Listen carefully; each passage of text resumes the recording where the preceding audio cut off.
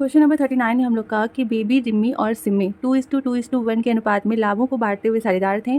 31 मार्च 2011 को उनका निम्नांकित आर्थिक चिट्ठा दिया हुआ है। सिम्मी की मृत्यु जो है वो 30 जून 2011 को हो गई। साझेदारी अनुबंध के अनुसार सिम्मी का उत्तराधिकारी निम्नलिखित पाने का अधिकारी था। पहला है कि अपने पूंजी खाते की जमा पक्ष की राशि, फिर पूंजी पर ब्याज जो कि 150 रुपये है, अपने हिस्से की ख्याति जो कि 5000 रुपये है, और मृत्यु की तिथि तक अपने लाभ का हिस्सा जो कि 750 रुपये है। सिम्मी के उत्तराधिकारी को 1 जुलाई 2011 को 1400 रुपये दिए गए थे और शेष को 30 जून 2012 से 4 समान किश्तों में 6% वार्षिक ब्याज सहित दिया गया। सिम्मी का पूंजी खाता और सिम्मी के उत्तराधिकारी का खाता अंतिम भुगतान होने तक बनाना है। ठीक है, तो देखिए ये जो हमारा क्वेश्चन है ये इसमें हमें 2 खाते बनाने हैं, एक सिम्मी का पूंजी खाता और उसके उत्तराधिकारी का खाता। तो आइए जल्दी से इस क्वेश्चन को देख लेते हैं। तो सिम्मी के पूंजी खाते में सबसे पहले हम लोग सिम्मी के पूंजी का जो बैलेंस है वो दिखाएंगे, यानी कि बाई बैलेंस BD करेंगे। कितना है उसका पूंजी पहले से? 10,000 रुपये। ठीक, उसके बाद बोला कि उसे पूंजी पर ब्याज मिल रहा है, तो बाई इंटरेस्ट ऑन कैपिटल दिखा देंगे। कितना ब्याज मिल रहा है? तो 150 रुपये।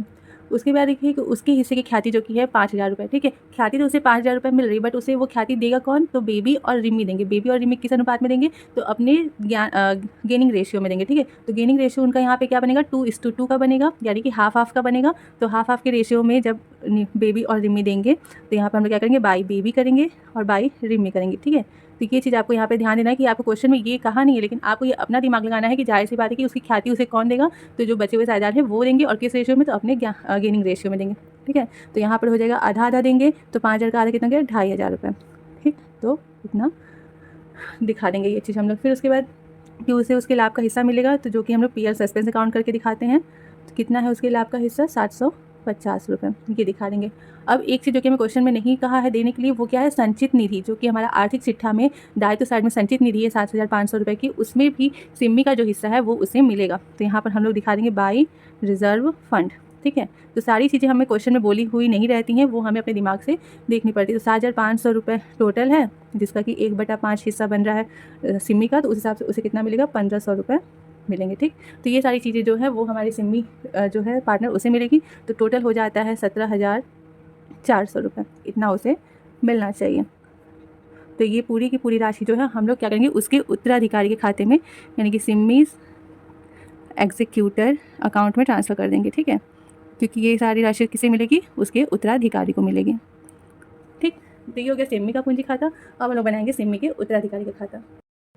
तो ये हो गया सिम्मी के एग्जीक्यूटर अकाउंट का फॉर्मेट। ठीक है, अब क्योंकि यहाँ पे हमें क्वेश्चन बोला गया है कि हमें अंतिम भुगतान होने तक के लिए क्या करना है? खाता बनाना है। तो यहाँ पे हम लोग डेट का कॉलम भी बनाएंगे। ठीक है, तो सबसे पहले तो क्या होगा कि जब जून 30 2011 में उसकी सिम्मी की मृत्यु हुई है, तो उस टाइम उसके कैपिटल अकाउंट में कितना शेष था? तो यहाँ पे बाई सिम्मीज़ कैपिटल अकाउंट कर देंगे। कितना शेष था?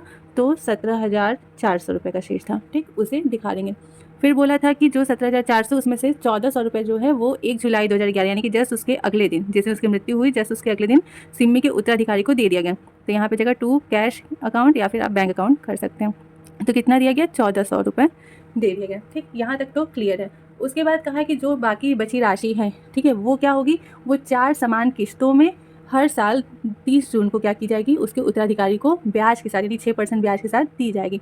तो आपको पहले की जो वीडियो हमारी थी किस्त वाली, उसमें हम आपको बता चुकी कि जो किस्त की राशि है वो कैसे निकाली जाती है। तो देखिए, जो किस्त की राशि वो कैसे निकालेंगे? तो 17,400 रुपये पेमेंट करना था, जिसमें से कि 1400 हम लोग दे चुके हैं, तो बचा कितना? तो 17,400 में से 1400 रुपये माइनस करेंगे तो हमें 1400 माइनस करेंगे तो हमें 16,000 रुपये का पेमेंट अभी और करना है। अब ये जो 16,000 रुपये है ये हमें 4 समान किस्तों में देना है। तो किस्त कितने की बनेगी? एक किस्त जो है वो टोटल पेमेंट जो है वो अपॉन नंबर ऑफ़ किस्त करते हैं। तो इस हिसाब से हर एक किस्त जो है वो 4000 की बनेगी, यानी कि हर साल हमें 4000 रुपये जो हमारा मूल है वो 4000 रुपये जमा करना है। ब्याज जो है वो इस पर अलग से जो 6% लगेगा उसे भी साथ में हमें जमा करना है। ठीक है, तो ये 4000 रुपये हमें हर साल जमा करना है। ठीक है, तो अब जो हमारा फर्म है वो अपना खाता हर साल किस डेट पे बंद करता है? 31 मार्च को। ठीक है, तो 31 मार्च अब कब आएगा हमारा? तो 2012 में आएगा। तो 2012 में मार्च 31 करेंगे। तो देखिए, इस दिन जो है हमारा जो हर किस्त पे 6% का इंटरेस्ट बन रहा है वो ड्यू होगा इस डेट पे। क्यों ड्यू होगा? जैसे आपने एक्रूड इंटरेस्ट, आउटस्टैंडिंग इंटरेस्ट, ये सारी चीज़ें जो है वो क्लास 11th में ही पढ़ी होंगी कि जब भी हम लोग अपने साल का खाता बंद करने जाते हैं उस टाइम पे जो भी चीज़ें एक्रूड हैं या फिर आउटस्टैंडिंग है हम लोग उसको भी मेंशन करते हैं। तो यहाँ पे एक तरीके से आप इसको एक्रूड इंटरेस्ट भी मान सकते हैं कि जो सिमी का एग्जीक्यूटर है उसने इतना इंटरेस्ट कमाया है, हालांकि अभी उसे मिला नहीं है। ऐसा क्यों? तो इसको अच्छे से ध्यान से समझिए कि देखिए, जब जून 30 को उसकी मृत्यु हुई, ठीक है, उसके बाद जो उसकी राशि 16,000 की बन रही है उसे हमें उसको 4 समान किस्तों में देना है, ठीक है, जिसपे कि 6% का ब्याज लगेगा। तो 6% का ब्याज जो है वो हम लोग कब से जोड़ेंगे? तो क्योंकि हर साल जो है पेमेंट कब हमें करना है, वो 30 जून को ही हर साल हमें पेमेंट करना है। बट हम लोग का बुक कब बंद होगा? मार्च 31 को बंद होगा। तो अब मार्च 31 जो है वो हमारा पहले आ रहा है ना, 30 जून 2012 तो इसके बाद में आएगा। हमारा मार्च 31 पहले आ, तो मार्च 31 जब पहले आ रहा है तो खाता बंद करते टाइम इस पिछले 30 जून से लेकर के मार्च 31 तक का जो इंटरेस्ट है वो ड्यू होगा, और फिर उसके बाद अगले साल जो जून 30 आएगा उसमें हम लोग क्या करेंगे, टोटल इंटरेस्ट जो होगा वो पेमेंट हमारा होगा। तो यहाँ पर हम लोग करेंगे सबसे पहले बाई इंटरेस्ट अकाउंट करेंगे, ठीक है। इंटरेस्ट कैसे निकाला जाता है किस्तों पे, ये भी हम आपको पहले के वीडियोज़ में समझा चुके हैं। तो उसके फॉर्मूले पर यहाँ पर हम लोग रखते हैं। तो सबसे पहले हमारी किस्त की राशि आती है जो कि कितनी है, 4,000 रुपये, ठीक। फिर कितने परसेंट से, 6% की दर से हमें ब्याज देना है। अभी हमारा कितना किस्त बाकी है, तो टोटल हमारा 4 किस्त है। अभी पहला ही किस्त अभी हम लोग पेमेंट तो किए नहीं, तो हमारा टोटल कितना किस्त बाकी है, 4 किस्त बाकी है। अब ऐसे तो नॉर्मली हम लोग ऐसे ही निकालते हैं इंटरेस्ट, लेकिन क्योंकि यहाँ पर टोटल पूरे साल का नहीं निकाल करके हम लोग सिर्फ और सिर्फ कितने महीने का निकाल रहे हैं, 9 महीने का, यानी कि 30 जून से 31 मार्च तक की अवधि कितनी की है, 9 महीने की अवधि है। तो अभी हम लोग 9 महीने की अवधि का ब्याज निकाले, तो इसलिए यहाँ पे 9/12 कर देंगे, ठीक है। तो इस हिसाब से हमारा जो ब्याज बन रहा है वो बन रहा है 720 रुपये। अब हम लोग क्या करेंगे, यहाँ पर अपना खाता बंद कर देंगे। तो टोटल कितना हो रहा है यहाँ पे, टोटल हमारा आ रहा है 18,120 रुपये, ठीक। यहाँ पे हम लोग दिखा देंगे 18,120 रुपये, और यहाँ पर 2012 और मार्च 31 को हमारा जो बैलेंस CD है, टू बैलेंस CD, वो कितना बनेगा। तो देखिए 7,400 में से 1,400 तो हमने दे दिया, तो हमारा 16,000 रुपये जो बकाया राशि है वो, प्लस ये 720 रुपये का जो इंटरेस्ट है वो, ठीक है। टोटल हमारा कितना बैलेंस CD बन रहा है, 16,720। ऐसा इसलिए अलग करके दिखा रहे थोड़ा, ताकि आपको थोड़ी सी क्लियरिटी रहे कि हमने कैसे 16,720 यहाँ पे कैसे आया है, ठीक है। अब फिर अगले साल 2012 अप्रैल 1, ठीक है, अप्रैल 1 से फिर हम लोग स्टार्ट करेंगे। तो यहाँ पे हो जाएगा बाई बैलेंस BD, ठीक, सेम वही 16,720 रुपये यहाँ पे हम लोग दिखाएंगे, ठीक। अब हमें 30 जून को 30 जून को क्या करना है, पेमेंट करना है। तो 30 जून को पेमेंट करने से पहले यहाँ पे 9 महीने का हमने ब्याज निकाला है, 3 महीने का और हमें ब्याज क्या करना होगा, निकालना होगा। तो जून 30 यहाँ दिखाएंगे, बाई इंटरेस्ट अकाउंट दिखाएंगे, कितना, तो वही 4,000 का 6%, किस्त कितनी बाकी है, 4 बाकी है, और कितने महीने का, 3 महीने का, यानी कि 1 अप्रैल से 30 जून तक का कितना हो गया। इस हिसाब से हमारा ब्याज जो आएगा वो आएगा 240 रुपये, ठीक। तो ये हमने क्या किया, एक तरीके से हमारा पूरा साल का ब्याज जो है वो निकल गया। पहले 720 रुपये 9 महीने का, और बाकी 3 महीने के 240 रुपये, टोटल हमारा कितना होता है, 960 रुपये, ठीक। तो अब हम लोग यहाँ पे इसको पेमेंट करेंगे। क्वेश्चन में क्या कि पहला पेमेंट कब हुआ है, जून 2012, ठीक है, 30 जून 2012 से हमने पेमेंट करना स्टार्ट किया। तो यहाँ पे जगह टू कैश अकाउंट, ठीक। तो क्या पेमेंट करेंगे सर, पहली किस्त हमारी कितने की है, 4,000 रुपये की, 4,000 का किस्त का पेमेंट करेंगे, प्लस जो हमारा 960 रुपये यानी 720 ये और 240 ये जो ब्याज है, टोटल मिला के कितना हुआ, 1 साल का ब्याज 960 रुपये, यानी कि टोटल हमें उसके उत्तराधिकारी को 30 जून को कितना पेमेंट करना है, 4,960 रुपये पेमेंट करना है। ये हो गया। अब फिर क्या होगा, अब फिर हम लोग 31 मार्च को अपना खाता बंद करेंगे। तो 31 मार्च कब आएगा, 2013 मार्च 31 को, ठीक। तो फिर खाता बंद करने जाएंगे, तो फिर हमारा एक जो है 30 जून से फिर से हमारा जो ब्याज है 9 महीने का फिर से बकाया हो जाएगा दूसरी किस्त का। तो यहाँ पे फिर से हम लोग इंटरेस्ट अकाउंट कैलकुलेट करेंगे, जो हमारा एक्रूड इंटरेस्ट एक तरीके से हो रहा है। तो दूसरी किस्त हमारी कितने की है, दूसरी किस्त भी हमारी 4,000 की है, इसका भी हमें 6% का ही ब्याज देना है। अब हमारी किस्त कितनी बाकी है, तो पहली किस्त जमा होने के बाद अब हमारी किस्त 3 किस्त बाकी है, कितने महीने का ब्याज निकालेंगे, तो यहाँ पर भी हम लोग 30 जून से 31 मार्च यानी कि 9 महीने का ब्याज निकालेंगे, ठीक। तो इस हिसाब से हमारे यहाँ पे जो ब्याज आएगा वो आएगा, सॉरी यहाँ पर 1 मिनट, हाँ ठीक है। तो यहाँ पर हमारा जो ब्याज जाएगा वो हो जाएगा 540 रुपये, ठीक है। 9 महीने का ब्याज टोटल हमारा आएगा 540 रुपये। अब यहाँ पे हम लोग क्या करेंगे, टोटल करेंगे, ठीक। तो टोटल हमारा आएगा 17,500 रुपये। यहाँ पे भी हम लोग टोटल करके दिखा देंगे, 17,500 रुपये। अब 2013 मार्च 31 को यहाँ पे बैलेंस CD बचेगा ना कुछ, तो टू बैलेंस CD दिखाएंगे, क्या बचेगा। तो देखिए टोटल पेमेंट कितना करना था किस्त का, 16,000 करना था, 16,000 में से 4,000 हमने किस्त का पेमेंट कर दिया। तो अब बाकी कितना बचा है, 12,000 किस्त का राशि और बचा है, और प्लस जो उसका जो अभी हमने ब्याज निकाला 540 रुपये वो, ठीक। क्योंकि इतना तो हमने पहले ही पेमेंट कर दिया ना, 4,900 मतलब पहली किस्त तो हमने पहले ही पेमेंट कर दी, तो आप इसमें कंफ्यूज मत होइएगा। तो अब हमारा बैलेंस शीट कितना बचा है 12,540। हम ये आपको एक अलग तरीके से बैलेंस शीट बता रहे हैं, अगर आप चाहें तो आप टोटल करके उसमें से इसे माइनस करके भी अपना बैलेंस शीट डायरेक्ट ला सकते हैं। ठीक, तो अब फिर तीसरे साल में 2013 अप्रैल 1 में सेम वही कंडीशन, बाई बैलेंस BD। ठीक, कितना, तो 12,540 रुपये। अब हमें 30 जून को पेमेंट करना है, तो 30 जून को पेमेंट करने से पहले हमारा जो 3 महीने का ब्याज बाकी है अभी उसे भी तो निकालेंगे। तो बाई इंटरेस्ट अकाउंट कितना, तो वही 4,000 की किस्त है, 6% की दर से है, अभी 3 किस्त बाकी है, और कितने महीने का, 3 महीने का, यानी कि 1 अप्रैल से 30 जून तक का ब्याज हम लोग निकालेंगे तो आएगा 180 रुपये। ठीक है, तो अब 2013 जून 30 को हम लोग पेमेंट करेंगे टू कैश अकाउंट। कितना पेमेंट होगा, तो 4,000 जो हमारी दूसरी किस्त है वो कितनी की, 4,000 की, प्लस हमारा जो ब्याज हो रहा है वो टोटल कितना हो रहा है, तो 540 रुपये ये 9 महीने का, और 3 महीने का 180, दोनों मिला के हमारा ब्याज होता है 720 रुपये। तो इस बार पेमेंट कितना होगा, 4,720 का। फिर उसके बाद फिर 2014 मार्च 31 को हम लोग खाता बंद करेंगे, तो फिर से हमें इंटरेस्ट जो तीसरी किस्त है उसका निकालना पड़ेगा, बकाया इंटरेस्ट। तो बाई इंटरेस्ट अकाउंट 4,000 हमारा हो गया 6%। अब कितनी किस्त बाकी है यहाँ से, अब 2 किस्त बाकी है, और कितने महीने का ब्याज उसमें लगेगा, 9 महीने का। ठीक, तो इस हिसाब से ब्याज जो है वो टोटल हो रहा है 360 रुपये। अब हम लोग अपना खाता बंद कर देंगे, तो बंद करेंगे तो टोटल हमारे यहाँ पे आ रहा है 13,080 रुपये। ठीक, तो 13,080 यहाँ दिखा देंगे। फिर 2014 मार्च 31 को टू बैलेंस CD होगा, कितना होगा, तो 16,000 जमा करना था, जिसमें से कि 2 किस्त, यानी कि हमने 8,000 जमा कर दिया, तो अब कितना बचा है, 8,000 रुपये बचा है किस्त का, और प्लस 360 रुपये ये ब्याज का और देना है, यानी कि अब बैलेंस CD टोटल कितना हुआ 8,360। आप चाहे तो डायरेक्टली माइनस करके दिखा सकते हैं।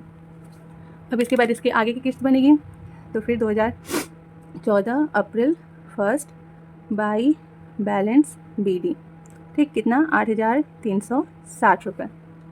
फिर यहाँ पे 30 जून को ब्याज हम लोग कैलकुलेट करेंगे 3 महीने का, तो बाई इंटरेस्ट अकाउंट, तो 4,000 का 6%, 2 किस्त और बाकी है, और 3 महीने का।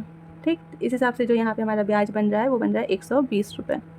ठीक है, अब हम लोग यहाँ पे 2014 30 जून को पेमेंट करेंगे, तो हो जाएगा टू कैश अकाउंट, कितना, तो तीसरी किस्त भी हमारी 4,000 की है, प्लस 360 और 120 पर टोटल ब्याज मिला के कितना हो गया 480 रुपये, यानी कि 4,480 रुपये तीसरे पेमेंट में हम लोग उसको देंगे। ठीक है, अब उसके बाद मार्च 15 को फिर से हमारा खाता बंद होगा, तो उसके लिए पहले हम लोग को फिर से जो है इंटरेस्ट जो हमारा ड्यू हो रहा है वो दिखाना होगा, तो बाई इंटरेस्ट अकाउंट, तो 4,000 की लास्ट किस्त हमारी बची है 6%, लास्ट किस्त यानी कि 1 किस्त बस बची है, कितने महीने का ब्याज, तो 9 महीने का ब्याज बकाया हो रहा है। तो इस हिसाब से हमारा ब्याज हो गया 180 रुपये। ठीक है, टोटल कर देंगे, टोटल हमारा आएगा 8,660 रुपये। इस साइड भी दिखा देंगे 8,660 रुपये।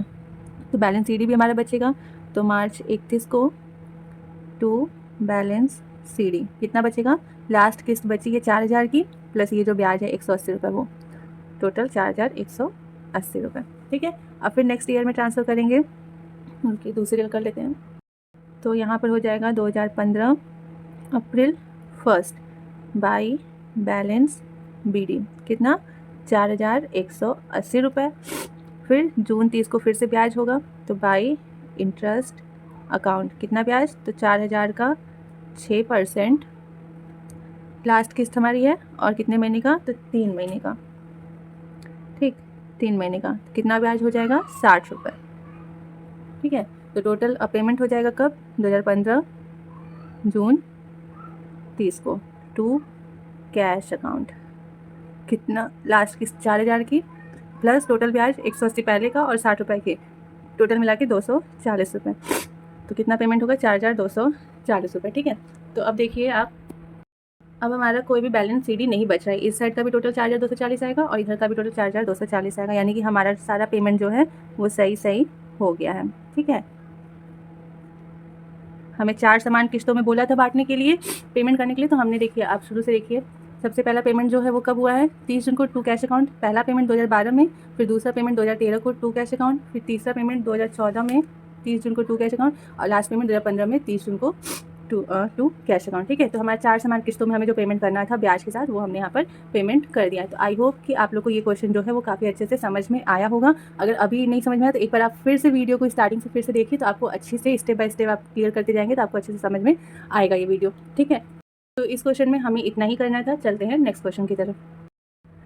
तो क्वेश्चन नंबर 40 हम लोग का कि हरि, राम और श्याम लाभों और हानि को बराबर बराबर बांटते हुए साझेदार थे। 1 जनवरी 2012 को उनका निम्नांकित आर्थिक चिट्ठा था। राम की मृत्यु 31 मार्च 2012 को हो गई। राम का उत्तराधिकारी साझेदारी अनुबंध के अनुसार निम्नांकित पाने का अधिकारी है।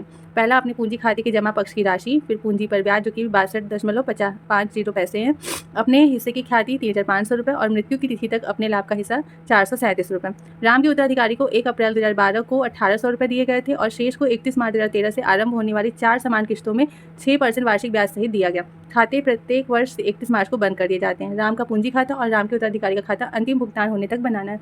देखिए, आप पढ़े होंगे इस क्वेश्चन को तो आपको एकदम अच्छे समझ में आएगा कि ये क्वेश्चन हमारा जस्ट क्वेश्चन नंबर 39 की तरह, इसमें कोई भी चेंजेस नहीं है, बिल्कुल सा भी चेंजेस नहीं है सिवाय नाम और जो हमारा अमाउंट है उसके। ठीक है, तो हम उम्मीद कर सकते हैं कि आप जस्ट जैसे हमने अभी 39 क्वेश्चन नंबर सॉल्व किया वैसे आप 40 क्वेश्चन नंबर अपने से ही सॉल्व कर सकते हैं। इसलिए हम यहाँ पर आपको क्वेश्चन नंबर 40 सॉल्व करके नहीं दिखाएंगे। ठीक है, तो अगर आपको कोई कन्फ्यूजन हो तो आप हमसे कमेंट बॉक्स में पूछ सकते हैं, हम उसे सॉल्व करने की पूरी कोशिश करेंगे। तो अगर आपको वीडियो पसंद आया हो तो प्लीज़ लाइक शेयर सब्सक्राइब करना बिल्कुल मत भूलिएगा और बने रहिए हमारे यूट्यूब चैनल ओम लर्निंग क्लासेस पे। थैंक यू, मिलते हैं नेक्स्ट वीडियो में।